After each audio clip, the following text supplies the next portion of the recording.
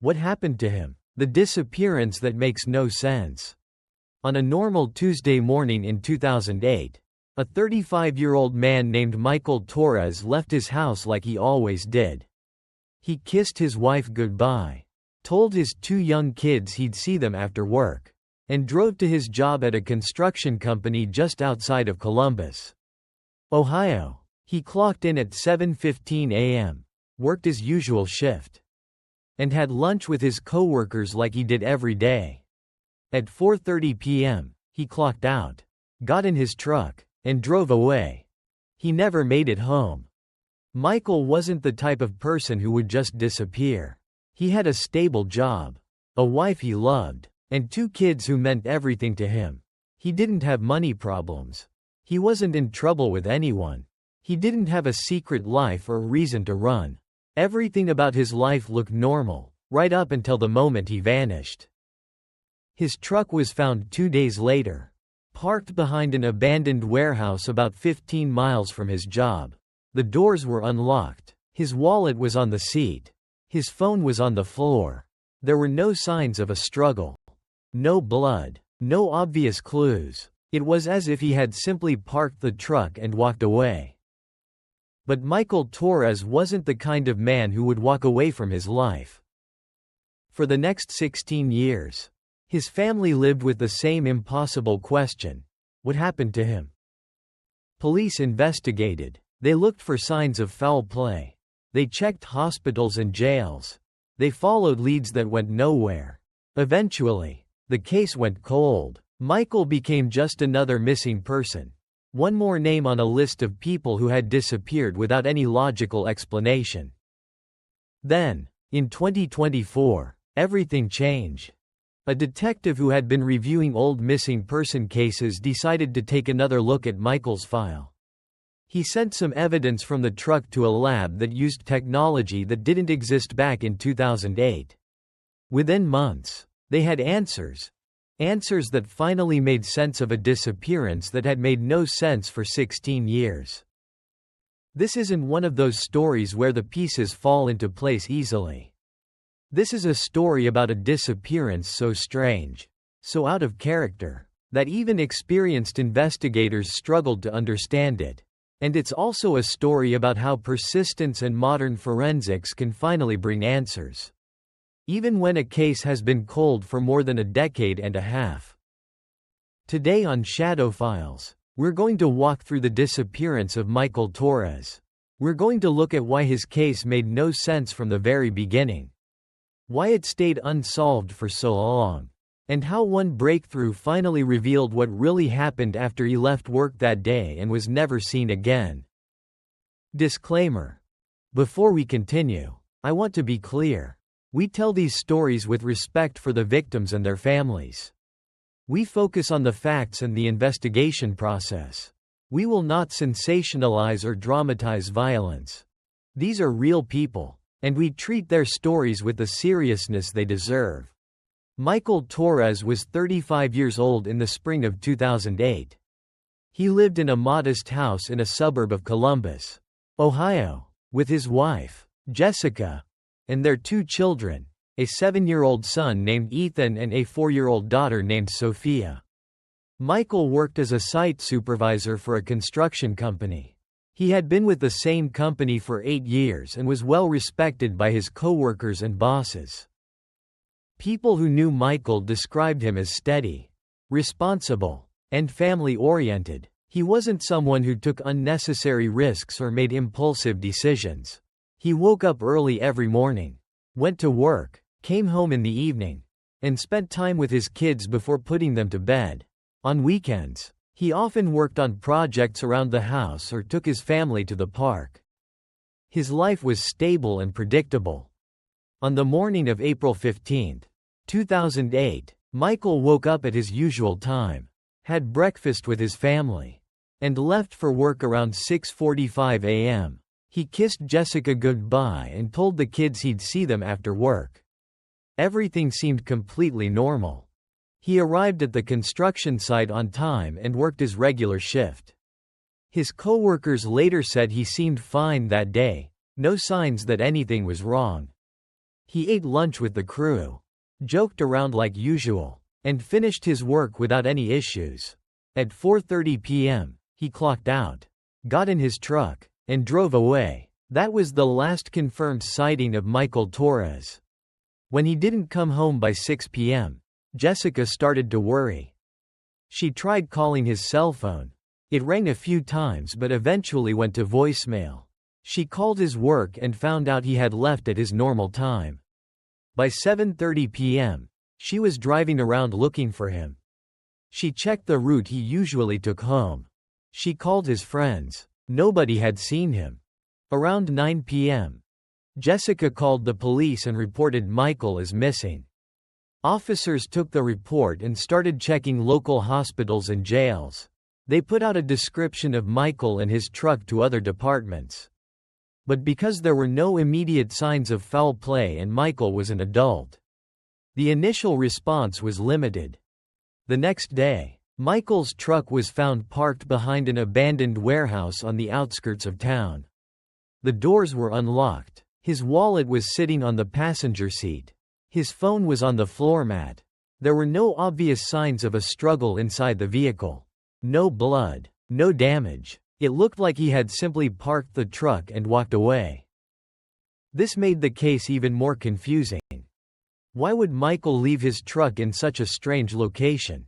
Why would he leave his wallet and phone behind? He wasn't in financial trouble. He didn't have any known enemies. He had no history of mental health issues or any reason to disappear. Everything about his life pointed to a man who had no intention of walking away from his family.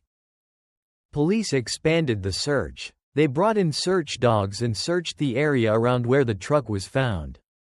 They re-interviewed his co-workers and checked his phone records. There was no activity on his phone after he left work that day. His bank account showed no unusual activity. It was as if he had simply vanished into thin air. One theory police considered early on was that Michael might have been the victim of a random crime. Maybe someone had carjacked him or forced him into another vehicle. But there was no evidence to support that theory. Another possibility was that he had been in an accident. But no hospitals had admitted anyone matching his description. And his truck showed no signs of damage. As weeks turned into months, the investigation continued but didn't produce any solid leads. There were no sightings of Michael after he left work. No witnesses came forward with new information. The case slowly lost momentum. Other missing person cases came in, and resources had to be redirected.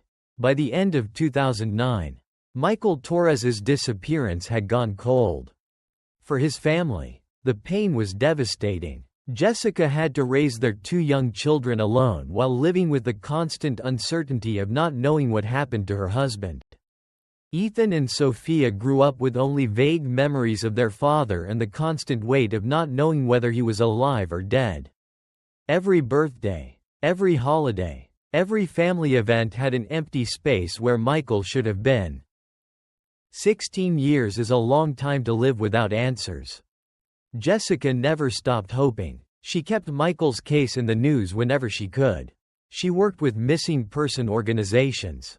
She refused to believe that her husband had simply walked away from his life. She knew him. She knew he wouldn't have left his children without a word. Something had happened to him. And she was determined to find out what. Then, in early 2024, a detective named Detective Marcus Hale was assigned to review some of the older missing person cases in the department. He had a strong interest in cases that might benefit from modern forensic technology. When he read Michael's file, he noticed that the truck had been processed back in 2008. But not every surface had been thoroughly checked for touch DNA because the technology at the time wasn't sensitive enough. Detective Hale sent several items from inside the truck to a specialized lab that used advanced touch DNA technology. This technology could pull usable DNA profiles from very small amounts of skin cells, amounts that would have been impossible to test in 2008. A few months later, the lab called with results. They had recovered a partial DNA profile from the steering wheel and the inside door handle of Michael's truck. It didn't match Michael or anyone in his family. When they ran it through the system, it didn't immediately match anyone with a criminal record. But then they uploaded the profile to a genetic genealogy database, something that had only become widely used in criminal investigations in the last few years. Within weeks, they had a lead. The DNA was linked to a family line that included a man named Derek Harlan. When investigators looked into his background, they discovered that he had been living in the Columbus area in 2008 and had a history of minor criminal offenses. Detectives obtained a warrant and collected a fresh DNA sample from Derek Harlan. When they compared it to the evidence from Michael's truck, it was a match. That was the break they had been waiting for. Detectives brought Derek Harlan in for questioning. At first, he denied knowing anything about Michael's disappearance. But as the evidence mounted, his story started to fall apart. Eventually, he confessed.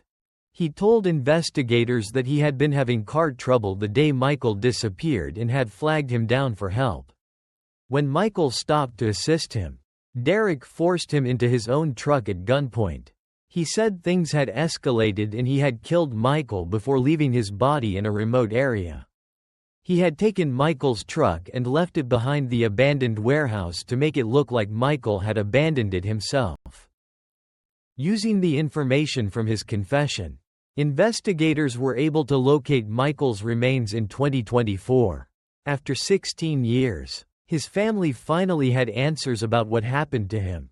They were able to give him a proper burial and say goodbye. Derek Harlan was charged with Michael Torres's murder. He eventually pleaded guilty and was sentenced to life in prison. For Michael's family, the resolution brought a complicated but necessary kind of closure. They had spent 16 years not knowing whether their husband and father was alive or dead. Whether he had suffered, or whether they would ever see him again. Now they knew the truth. It didn't bring him back, but it ended the constant wondering that had defined their lives for so long. Detective Marcus Hale has said that this case changed how he approaches missing person investigations. He believes that many cases from the 2000s could still be solved if departments are willing to re-examine old evidence with modern technology. Genetic genealogy and advanced DNA testing have opened doors that were completely closed just 15 or 20 years ago. Michael Torres's story is one of persistence. It's a reminder that even when a disappearance makes no sense and years pass without answers, the truth can still come out. Sometimes it just takes the right person, the right technology, and the refusal to accept that some questions will never be answered. His family waited 16 years for those answers. They never gave up hope that one day they would know what really happened to him. And in the end, that hope was rewarded. Thank you for watching this episode of Shadow Files. These stories show us that even after many years, answers can still be found. If this case moved you, please consider leaving a like and subscribing. It helps more than you know. Feel free to share your thoughts in the comments, as long as you keep them respectful. We'll see you in the next one. Take care of yourself.